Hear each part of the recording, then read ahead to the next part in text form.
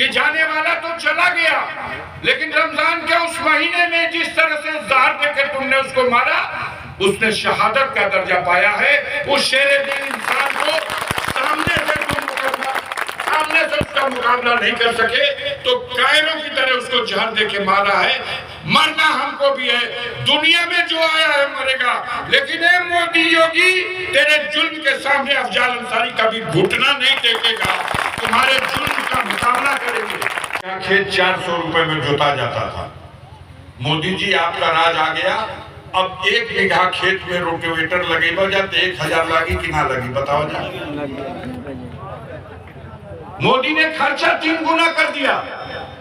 अब चकवा दिया कि हम तो बड़े दयालु हैं, किसानों पर तो मेरा दिल एकदम दरिया हो गया है, हम किसानों पर बहुत दया कर रहे हैं। मोदी जी कोई दया का नमूना बताइए, आखिर क्या दया किया किसान पर?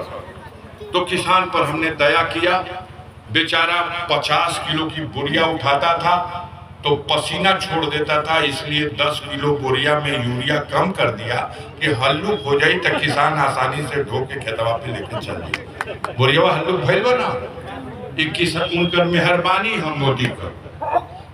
अच्छा, मोदी की मेहरबानी है।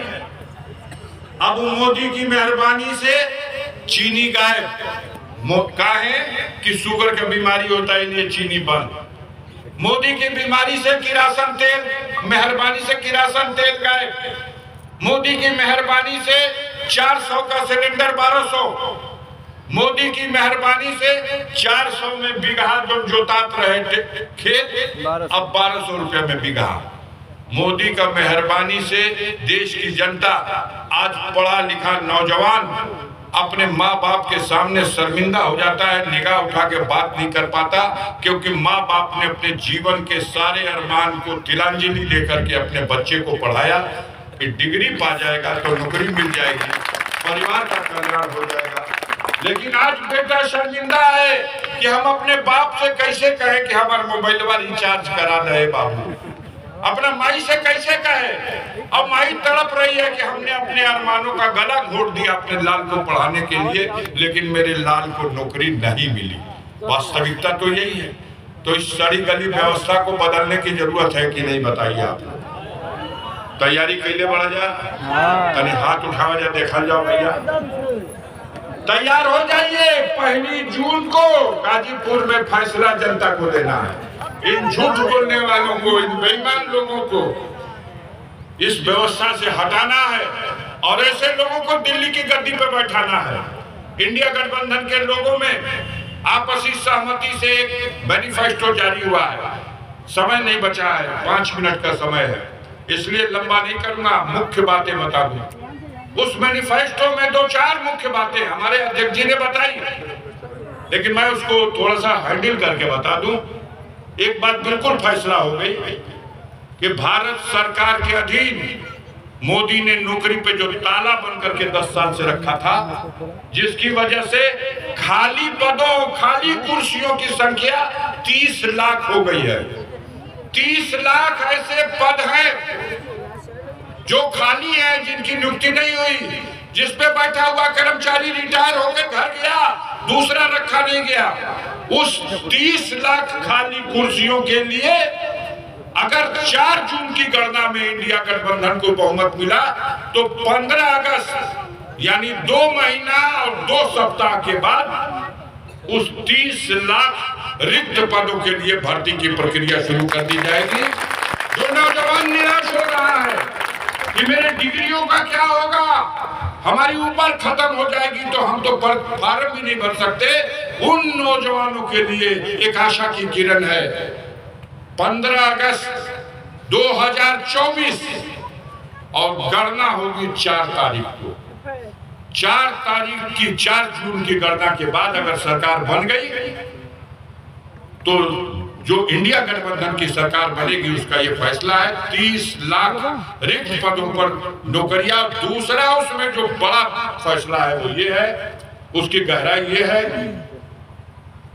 कि राहुल गांधी ने ये भी कहा है कि केंद्र सरकार के सभी पदों पर अब 50% पढ़ी लिखी महिलाओं की भर्ती होगी और 50% बेटों के लिए 50 आधी सीटें 30 लाख में 15 लाख सीटें बेटियों के लिए और 15 लाख सीटें पढ़े लिखे बेटों के लिए। यह ऐतिहासिक फैसला है, इसका स्वागत होना चाहिए पूरे देश में। यह भी तय हुआ कि प्रत्येक गरीब परिवार की एक महिला को, पूरे देश में प्रत्येक गरीब परिवार की एक महिला को 1 साल में 1 लाख रुपया, 8,500 रुपया महीना समथिंग, ये सरकार अगर इंडिया गठबंधन की बनी तो ये पैसा उसको देने का काम करेगी। ये फैसला हो चुका। तमाम किसानों के कर्जों को माफ करने के सवाल पर अब किसानों के उपयोग में आने वाला थ्रेसर हो, पंपिंग सेट हो, ट्रैक्टर हो, जो भी उपकरण किसान के इस्तेमाल का है, उन इस्तेमाल होने वाली वस्तुओं से जीएसटी का टैक्स खत्म करके माफ कर दिया जाएगा और किसानों को ये बहुत बड़ी राहत। तमाम लंबे चौड़े कई प्रोग्राम हैं, इसको हम मैनिफेस्टो की कॉपी आपके पास भिजवा देंगे, हमारे कार्यकर्ता बांट देंगे, हम उसे विस्तार करेंगे तो बड़ा समय लगेगा।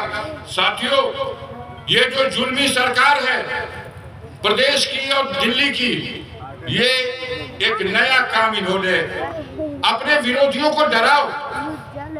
आपके यहाँ भी जो सज्जन चुनाव लड़ने आए हैं, प्रधानों को धमकाया जा रहा है, क्षेत्र पंचायत के सदस्यों को धमकाया जा रहा है, राशन के दुकानदारों को धमकाया जा रहा है, जिला पंचायत के सदस्यों और स्कूल चलाने वाले मैनेजर और प्रिंसिपलों को कहा जा रहा सेंटर कैंसिल करा दिया जाइए, स्कूलिया का मान्यता रद्द करवा दिया जाइए, राशन का कुटवा खत्म हो जाए, प्रधान जी खतवा सीज हो जाए, जांच करा दी जाए। दिल नहीं जीत के लेंगे ये जनता का, धमका करके लेंगे, डरा करके लेंगे।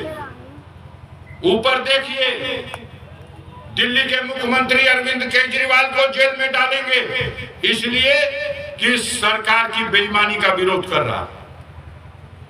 झारखंड के मुख्यमंत्री हेमंत सोरेन को जेल में डालेंगे इसलिए कि सरकार की गलत नीतियों का विरोध कर रहा।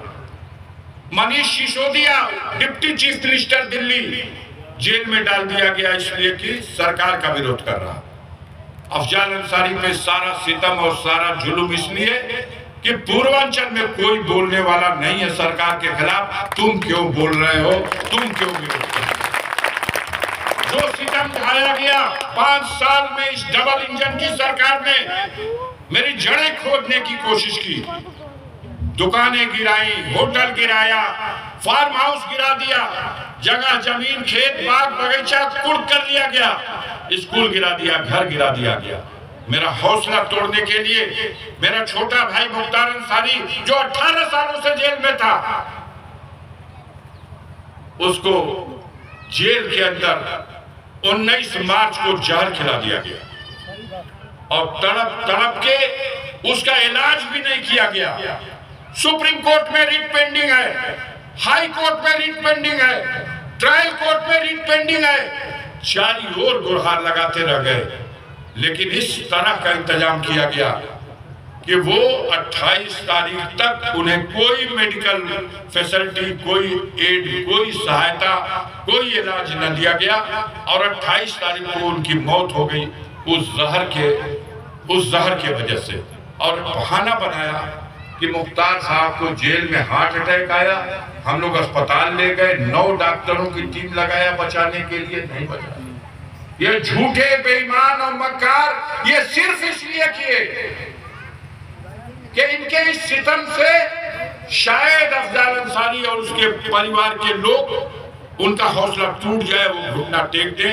हमने कहा कि जाने वाला तो चला गया, लेकिन रमजान के उस महीने में जिस तरह से जहर देकर तुमने उसको मारा, उसने शहादत का दर्जा पाया है। उस शेरे दिल इंसान को सामने से उसका मुकाबला नहीं कर सके तो कायरों की तरह उसको जहर देके मारा है। मरना हमको भी है, दुनिया में जो आया है मरेगा, लेकिन ए मोदी योगी तेरे जुल्म के सामने अफजाल अंसारी कभी घुटना नहीं टेकेगा। तुम्हारे जुल्म का मुकाबला करेंगे, अंतिम सांस तक मुकाबला करेंगे। तुमने 5 साल में मेरे जड़ खनने की, मेरी सोर उखाड़ने की कोशिश की, तुम कामयाब नहीं हो पाए हो। अब वक्त मेरा है, मैं इस जनता को साथ लेकर के पूरे पूर्वांचल में तुम्हारी सरकार की जड़ खोद के तुम्हारी सरकार को हक गिराने का काम करेंगे। और मोदी तुम्हारे जुल्म सितम से डरने वाले नहीं है। हम गरीब भाइयों से अपील करना चाहते हैं कि इस लड़ाई में, मुसीबत की इस घड़ी में आप हमारा साथ दीजिए। अपने अगल बगल में बहुत से लोग हैं जिनको मैं अपनी बात नहीं पहुंचा पा रहा हूं, उनके कानों तक मेरा संदेश पहुंचा दीजिए। इस लड़ाई में इस जुल्मी सरकार को हटाना है जो बाबा साहब भीमराव अंबेडकर के संविधान को बदलना चाहते हैं, जो देश में लोकतंत्र को खत्म करना चाहते हैं, जो देश में विरोध करने वाले मजबूत ईमानदार लोगों को मिटाना चाहते हैं। देश की जनता जिस दिन जगेगी, ये जालिम सरकार का पतन होगा और इनकी सरकार मिट्टी में मिल जाएगी। इसी बातों के साथ हम आप सबके प्रति आभार प्रकट करते हुए अपनी बात को खत्म करते हैं। बहुत बहुत धन्यवाद। जय भीम, जय भारत, जय समाजवाद। इसको आपने एक बैक लॉकडाउन लगाया, रेल भी बंद कर दिया, रोड भी बंद कर दिया, तड़प के मर गए गरीब जो दूर दराज रोजी रोटी के लिए गए थे मजदूर, वो पैदल चल दिए। कितने घर पहुंचे नहीं, रास्ते में मर गए। जो घर पहुंच गए उनको दवाएं नहीं मिली, अस्पताल पहुंच गए, ऑक्सीजन नहीं मिला, गंगा जैसी नदी लाशों से बढ़ गई और देश का प्रधानमंत्री अपने देश की जनता को मूर्ख बना रहा है। इतना बजे ठीक टाइम याद कर जा, अपना अपना घर में छत पे चढ़ लिया जा, थाली भेजिया, दोनों हाथ में थाली ले लिया जा, घंटा मंगा लिया जा, खपड़ा पे चढ़ लिया जा, अब खूब जोर जोर से पीटे शुरू करिए जा, कोरोना भाग जी। पिटले जा कि ना, घुड़घुड़ों में इतना पिटाई कि घुड़घुड़ा में जो घंटा पिटात रहे तो जलालाबाद में सुनाते रहे। क्या मूर्ख बना रहे हैं आप। एक बार कह दिया कि देखा एकदम अन्हार कर दे जा, केहू का घरे बत्ती ना लौके, खाली मोबाइल से चकमकैया जा, कोरोना भाग। आज तो सोचिए कि देश को कहां पहुंचा दिया। मोदी ने कहा था कर्ज मुक्त करा देंगे इस भारत को, और प्रचार कराया मीडिया के माध्यम से कि भारत तो विश्व गुरु हो गया। भारत इस दुनिया का एक शानदार राष्ट्र है। जनसंख्या के एतबार से हम दुनिया में सबसे ज्यादा जनसंख्या वाले राष्ट्र हैं। दुनिया के सारे राष्ट्रों की 3 श्रेणी है। पहली श्रेणी उन राष्ट्रों की है जिन्हें विकसित राष्ट्र कहा जाता है। उसमें जापान है, अमेरिका है, ब्रिटेन है, चीन है, फ्रांस है, ऑस्ट्रेलिया है। अब दूसरी श्रेणी कौन है? जो विकासशील देशों की श्रेणी है, उसमें भारत भी था। जब अब्दुल कलाम साहब राष्ट्रपति हुए थे तब उन्होंने देश की जनता से आह्वान किया था कि आओ सब मिलकर संकल्प ले कि भारत को द्वितीय श्रेणी विकासशील राष्ट्रों की श्रेणी से ऊपर उठा करके और हम विकसित राष्ट्रों की श्रेणी में अपने देश को ले जाए। तीसरी श्रेणी का तो कोई नाम भी नहीं लेता था। जो अनुदानों पर, कर्जों पर पलने वाली राष्ट्रों की श्रेणियां हैं, तीसरी श्रेणी। आज भारत मोदी आपके राज्य में विकासशील राष्ट्रों की श्रेणी से विकसित श्रेणी में जाने के बजाय नीचे तीसरी श्रेणी में, जिसमें बांग्लादेश है, श्रीलंका है, पाकिस्तान है, म्यांमार है, जो अनुदान और भीख पे जीवन जी रहे हैं, आपके भारत को भी आपने उस मुकाम पर पहुंचा दिया। आप कहते हो भारत आत्मनिर्भर बन गया। भारत आत्मनिर्भर बन गया, कितना कोरा मजाक है। आपने देश की जनता से कहा हवाई चप्पल पहन के चलने वालों, हवाई जहाज में उड़ाएंगे तुमको, और आपने भारत सरकार की एक ही एयरलाइंस थी एयर इंडिया, उसको आपने बेच दिया। एयर इंडिया बिक चुका है। दुनिया में कोई ऐसा राष्ट्र नहीं है इतना बड़ा जिसके पास अपनी एयरलाइंस ना हो। अंडे के बराबर जो भारत के एक जिले के बराबर भी जो राष्ट्र है, प्रदेश तो छोड़ दो, उत्तर प्रदेश दुनिया के 5वें राष्ट्र के बराबर है। और हम तो कह रहे हैं कि भारत, उत्तर प्रदेश एक जिले के बराबर भी जो राष्ट्र है, गाजीपुर जनपद के बराबर जो राष्ट्र है, उनके पास अपना एयरलाइंस है। भारत ऐसा देश है जिसके पास अपनी कोई एयरलाइंस ही नहीं है। और हमारे गुरु कहते हैं कि हम तो आत्मनिर्भर बना दिए, भारत को विश्व गुरु बना दिए। ये अमृत काल है, ये अमृत महोत्सव है, ये राम राज आ गया। अगर यही राम राज है, क्या क्या हम 5 किलो अनाज देते हैं गरीबों को? आप जर्मनी में जाके बोलते हो 80 करोड़ गरीबों को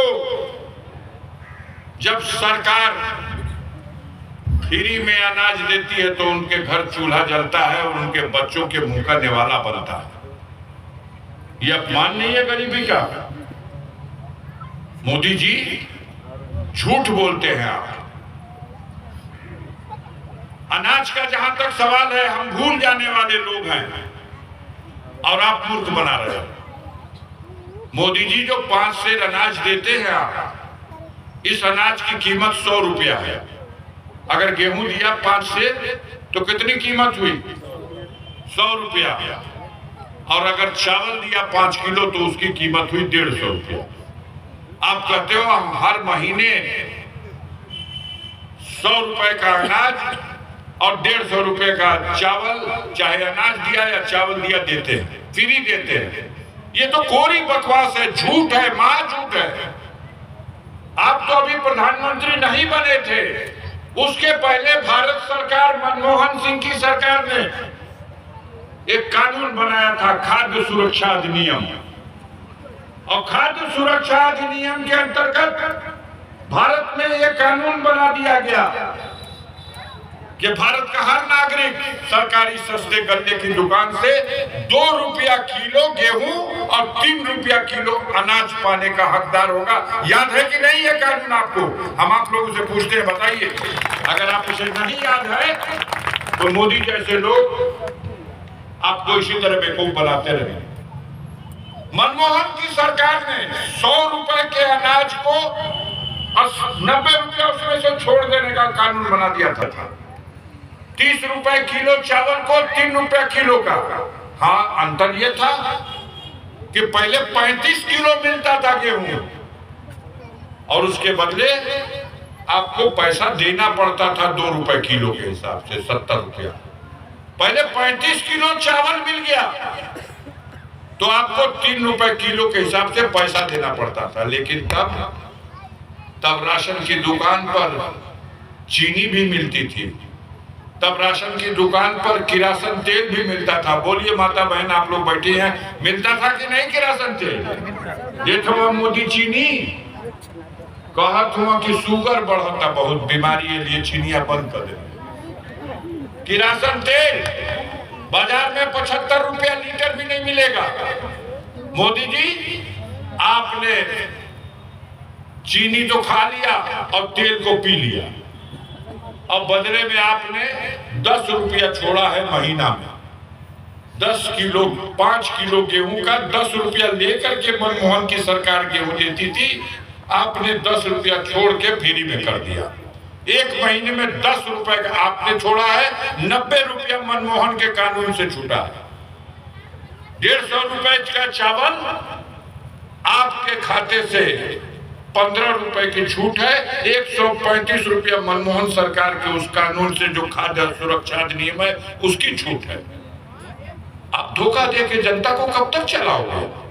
आप कहते हो कि अभी 5 साल और फ्री चलेगा। मैं कहता हूं मोदी जी, जनता के बीच में शर्म करो, माफी मांगो और कहो हमने 2 करोड़ बेरोजगारों को रोजगार देने का वादा किया था, मैं अपना वादा नहीं पूरा कर पाया, मुझे क्षमा कर दे देश की जनता।